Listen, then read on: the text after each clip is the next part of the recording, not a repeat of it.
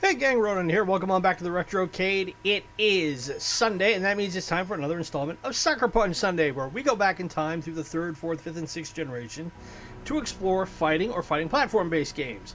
And this week, I decided to go back to 1995 and play a game inspired by one of the greatest cartoons of all time, certainly of the latter half of the 20th century, that being Batman the Animated Series and the Adventures of Batman and Robin.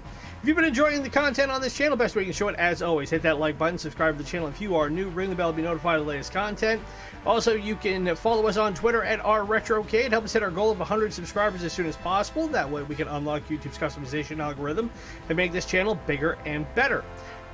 Plus, don't miss out on Sports Saturday, as well as our one-day features and WTF Wednesday, where we explore sports games, games that you can play in a day or even as little as an hour, and other games that at the time seemed like good ideas, but now, 10, 20 years removed, maybe not so much. So check out those features as well for Sports Saturday. Yesterday, we went back and played Fight Night Round 2 for the PS2, which was a lot of fun to coincide with Cinco de Mayo weekend, which is traditionally a big boxing holiday.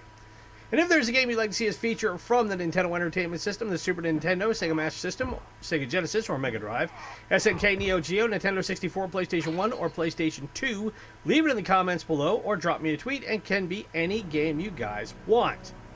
Now, I will admit, as I have in other episodes on this channel, not having a Super Nintendo Entertainment System made it hard for me to be able to play games from the 16-bit generation, and one of the many that I unfortunately skipped out on was this game, The Adventures of Batman and Robin. However, I would be remiss in not pointing out that Batman the Animated Series, if you've never watched it, and if you haven't, by God, stop watching this feature right now and go pick up a copy or go find it online. It's not hard to find, and it's very much worth the time. Either if you like Batman or you like animation, I'll be here when you get back.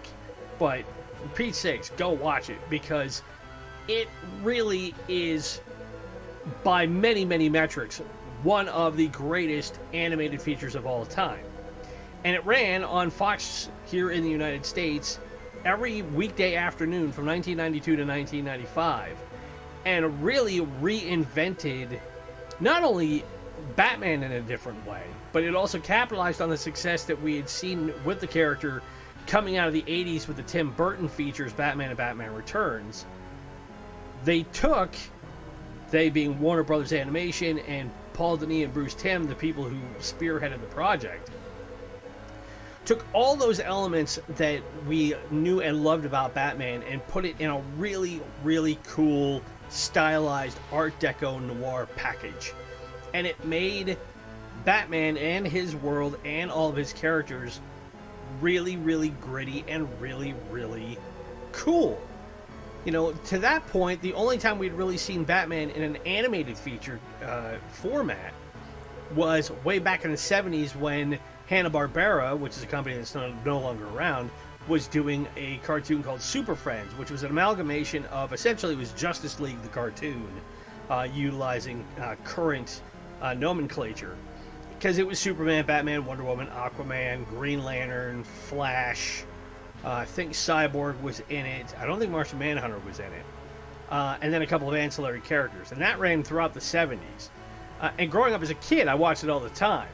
But watching Batman the Animated Series was such a massive change, because for the first time you would get, at least in American audiences, you would get the ability to have a really gritty, dark Batman story every day after school. And I think I grew up at the perfect time to be able to watch it, because I was about 13, 14 when the series premiered. I was 16, 17 when it finally went off the air. And the cartoon looks very much like the game. And I will give Konami credit in this respect, that they were tasked with trying to find a way to bring what everybody liked about the cartoon into a video game format. And this game came out on multiple platforms. It came out on the Super Nintendo in 1994, was released on the Sega CD as well as the Genesis / Mega Drive in 95, and it also came out on the Game Gear later that same year. So it was a multi-platform title. And immediately, the thing that strikes me about it is very similar to what I saw in games like Streets of Rage that I've reviewed here, TMNT 4, and the ability of the 16-bit generation especially to really capitalize on style and creating layered visibility. So while I'm standing here, it gives you an idea of that you can see Batman running around very clearly in the foreground, but you get the nice depth of field here between the alley that is tapering off and then the big Gotham skyline and the light of the city behind it. That completely capitalizes on the whole feeling of noir that the original animators were trying to establish. And if you're not familiar with that term, what noir is a filmography term. And it was cultivated in France back in the post-war era, where utilizing black and white film, because making color wasn't really a big thing yet, and at the time it was extremely expensive. Utilizing film in black and white gave you the ability to kind of overwash certain areas in darkness to make them, to give you this huge depth, and it added to the atmosphere and the overall kind of eeriness in a lot of the stories they were trying to tell. And what noir became synonymous with was telling these dark, gritty, urban type of stories, which is customized perfectly for something like Batman, because he is the ultimate noir superhero. Now, I do find it interesting that when you transition out of the city and into an area like this, that you get a lot more wouldn't mean to do that. You get a lot more vibrancy like you did in a game like Streets of Rage 2. But I will also point out that this game is not easy. It's also not the first Batman game that came out on consoles during the Golden Era, which I still, as I said before, is I listed as about from 1984 to about 2010. The first Batman game that people knew was for the NES, and that was based off of the Tim Burton original Batman movie. That's a game that I, at some point, will maybe consider playing again, but for as well received as that game was, and it was considered one of the best games, especially of the superhero genre, from the 8-bit era, it is also universally considered one of the hardest games to play. It is notoriously difficult. This game is not a pushover either. I did, in my practice runs getting ready to play today, I have only gotten out of this opening act once. Because like a lot of fighting platform-based games, it's all about pattern recognition and anticipating where your enemies are and things like that. Now, how this game works is pretty simple. You have your basic fight control, you have a jump button, you have your special weapon that you can utilize, which right now is the grappling hook, which is that little symbol in the upper left-hand corner over Batman's name. And then you can transition between things you have in your utility belts, like batarangs, smoke bombs, things like that. That yellow vertical bar is your life bar. Obviously, when that gets empty, you are toast.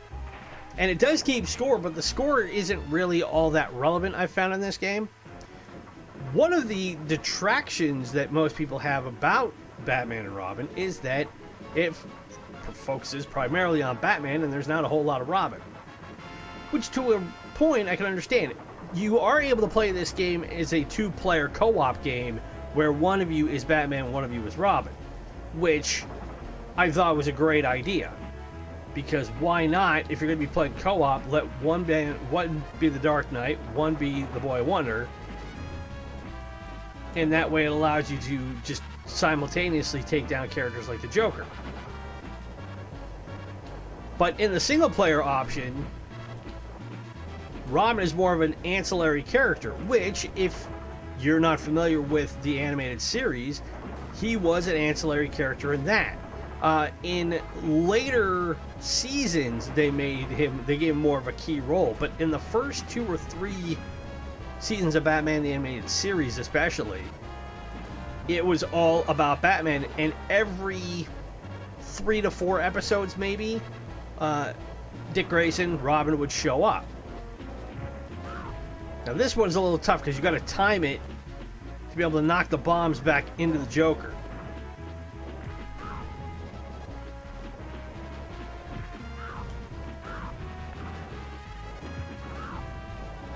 I gotta get through this, otherwise I have to restart the level at the start of the roller coaster, which is not fun.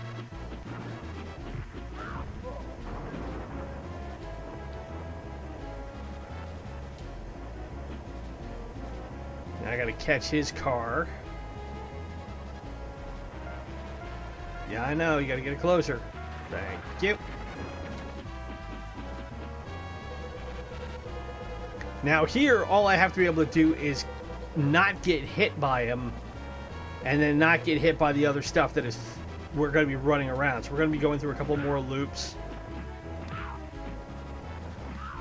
And it's kind of this back and forth thing where he's going to go... There we go.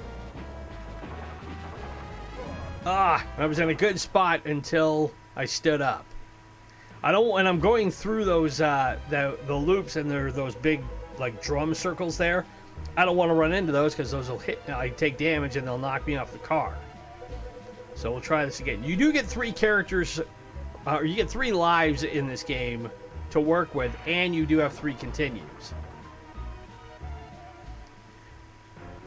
But the other thing about Batman the Animated Series that was made it such an important thing was, one, it was one of the first times that a cartoon added to the existing continuity of Batman as a character.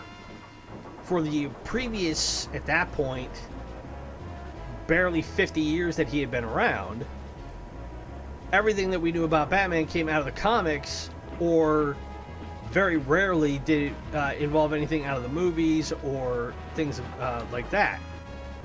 But if it wasn't for Batman the Animated Series, we wouldn't have Harley Quinn. And if we didn't have Harley Quinn, we wouldn't have Suicide Squad, we wouldn't have the dynamic between her and the Joker. It added so many more layers to the paradigm of the Batman versus the Joker. And she was just such a great character in her own right. I love the way she was designed, because she's designed to look very much like a Harlequin you would see on the back of a playing card, in very much the same way. The Joker's designed to be the same thing.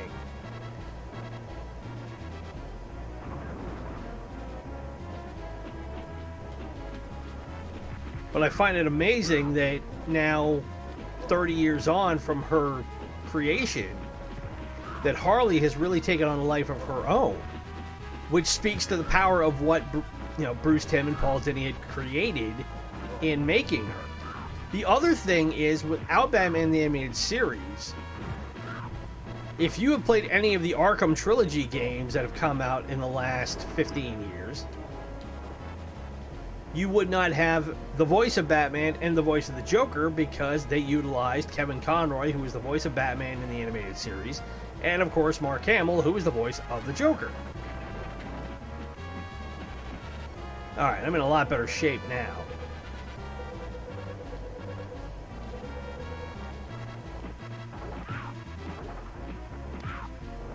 And for a lot of people,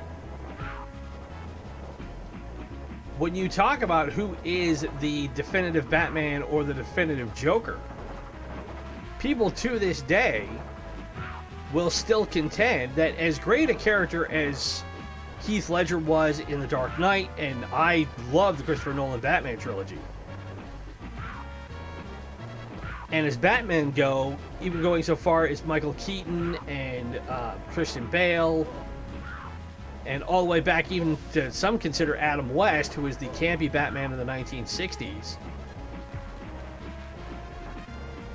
to be the best versions of the character, Kevin Conroy is the definitive voice of Batman. There's little dispute about that.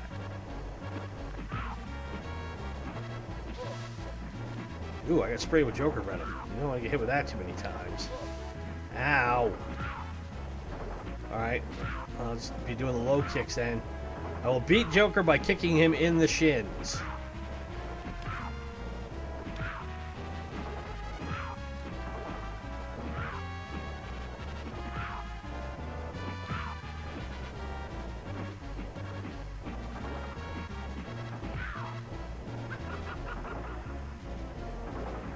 But even here, with the amount of motion you're doing, you're obviously fixated on the roller coaster, but you look in the background and there's so much there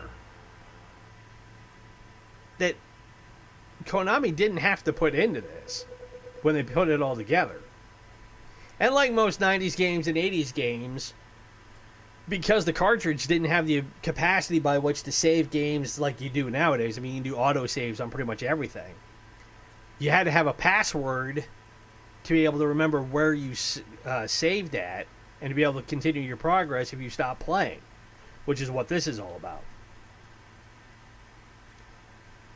So now we're going to take on Poison Ivy, it looks like. That was the other thing I liked about Batman the Animated Series. Each episode has its own individual title card, which was a harken back to the old 1930s and 40s, not only animated shorts that Warner Brothers did, but also like the Max Fleischer cartoons, which gave you Superman for the first time in a cartoon format.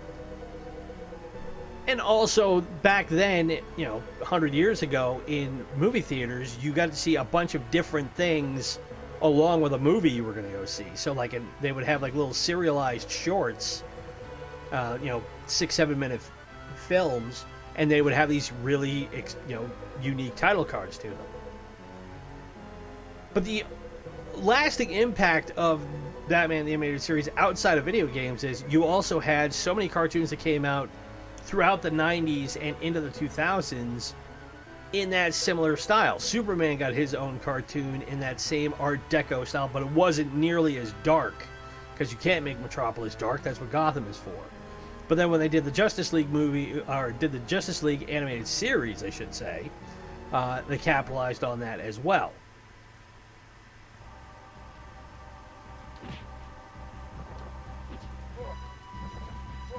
Ow, I'm being hit by trees, treacherous pine cones here, I should say. Ow!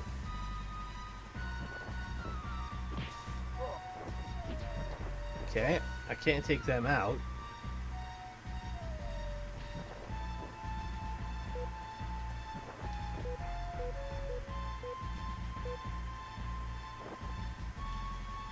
Let's see. Whoa, look out.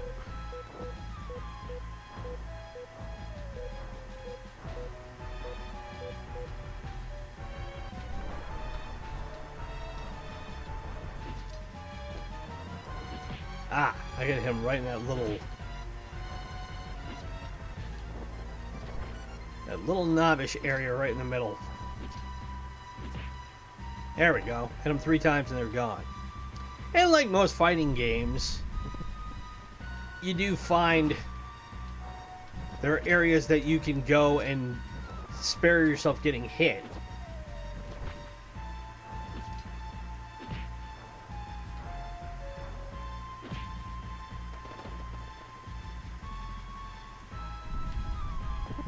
We gotta do another one?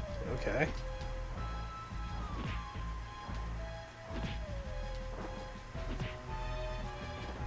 But I remember coming home, looking forward to coming home from school every day as a teenager. Certainly because, like most kids, I hated going to school, especially high school. My high school life sucked.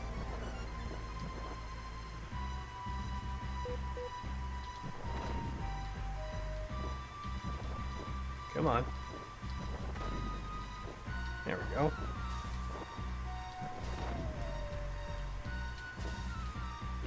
There we go.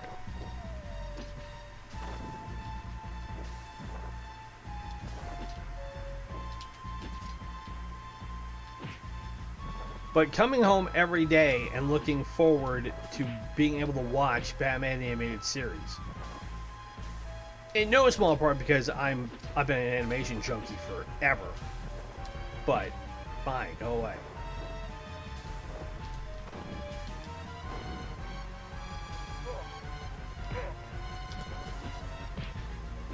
But the stories they came up with were considerably dark.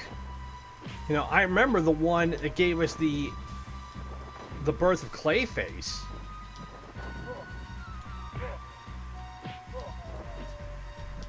And that one to this day still messes with me.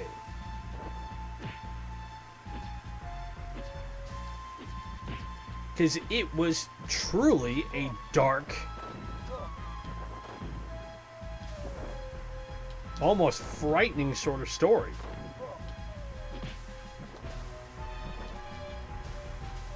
Ah! Yeah, that was not going well.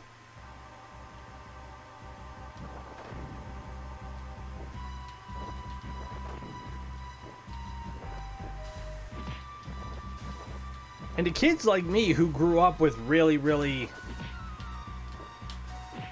pasteurized, sterile cartoons back in the 70s and 80s. Damn it, Bruce. I have to admit, his jumping ability is not that great.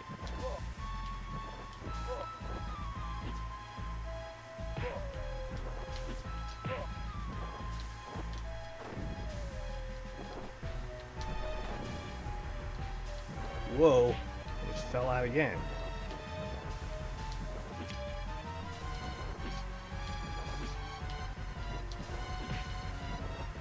Gotta be able to get him up here somehow.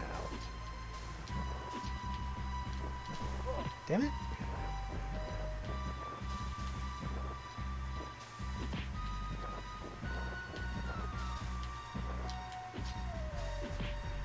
There's gotta be a better way to get up here. Nope.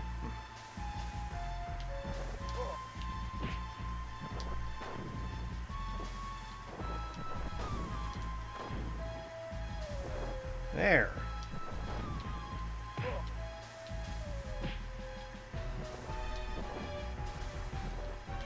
Okay.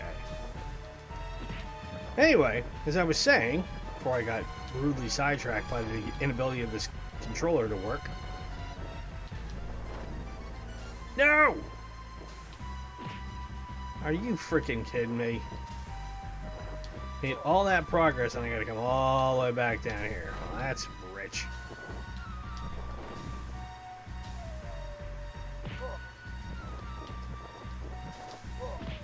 But in a lot of ways, Batman, the animated series, paved the way for what a lot of kids my age and the generation that came behind me would experience when we started getting into things like anime. Now, I've been into anime since I was 4 or 5 years old.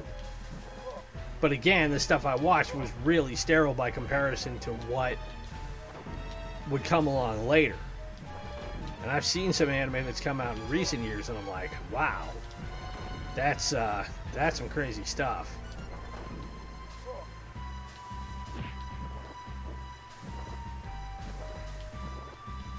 Like I said, this game is not the easiest in the world.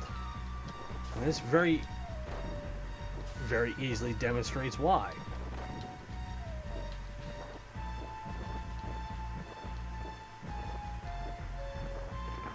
Whoa, get off there before the tree falls down. That would not be good. Oh!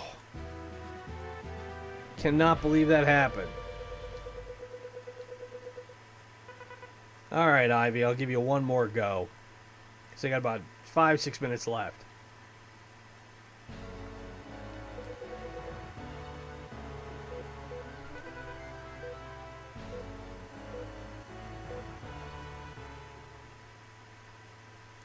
Okay, let's see if the gas mask does any help at all.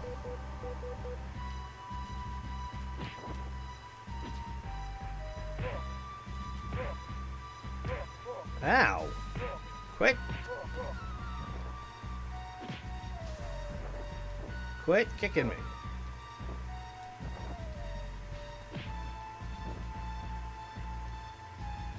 Not entirely sure why I can't take those women out. Not that I'm really looking forward to... Whoa! Forgot about them.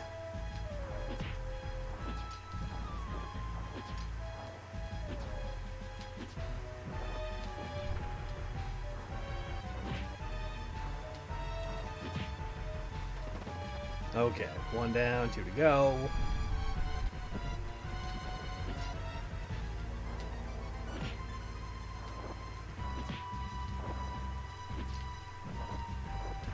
Out.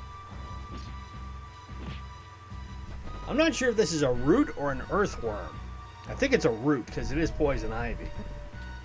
And her thing was never about controlling worms. There we go.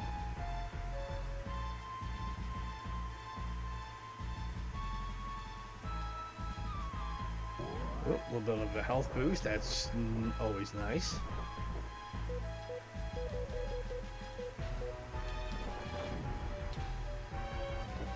Alright, let's try this again, shall we? And hopefully it will not take quite as much repetitive motion.